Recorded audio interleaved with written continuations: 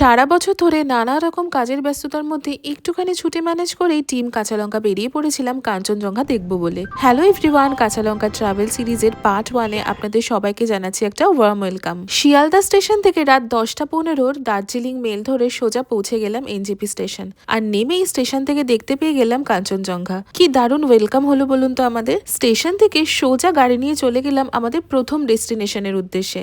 গাড়ি নিয়ে যাবার পথে রাস্তাটা দেখুন কি সুন্দর, চারিদিকে কত সবুজ। আমরা এত সবুজ কিন্তু কলকাতায় বসে আর দেখতেই পাই না। কি সুন্দর সমস্ত পাহাড়ি রাস্তা, আর কখনো কখনো কিন্তু বেশ কঠিন রাস্তাও ছিল, একদম আমাদের জীবনের মতো, কি তাই না? দেখুন আমরা কিন্তু পৌঁছে গেছি আমাদের প্রথম ডেস্টিনেশনে, এসে গেছি অহলদারা ভিউ পয়েন্ট। চারিদিকটা পাহাড় আর পাহাড়, আর কি সুন্দর সবুজ গাছপালা, আর তার সাথে একটা ঠান্ডা পাহাড়ি হাওয়া। এই অহলদারা ভিউ পয়েন্টে খানিকটা সময় কাটিয়েই আমরা চলে গেলাম আমাদের হোমস্টের উদ্দেশ্যে। চা বাগানের মাঝে ওই যে দেখা যাচ্ছে, হ্যাঁ ওটাই আমাদের ছোট্ট হোমস্টে।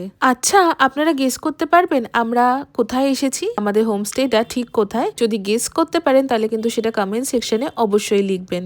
আমরা এই হোমস্টেটাই বুক করেছিলাম, তার দুটো কারণ ছিল। প্রথম কারণ হলো এই যে অপূর্ব একটা ভিউ, আর দ্বিতীয় কারণ হলো এই হোমস্টেটা বড্ড নিরিবিলি। একসাথে কিন্তু এখানে অনেকজন মিলে থাকতে পারবেন না, খুব বেশি হলে 5 থেকে 6 জন এই হোমস্টেতে একসাথে থাকতে পারবেন। আর এই হোমস্টেটার চারপাশে কিছুই নেই, শুধু আছে চা বাগান আর সামনে কাঞ্চনজঙ্ঘা। একটুখানি ফ্রেশ হয়ে বিকেলের চা আর সাথে কিছু তেলে ভাজা নিয়ে বসে পড়লাম ভিউ এনজয় করতে, আর সাথে কত রকমের আড্ডা আর গল্প।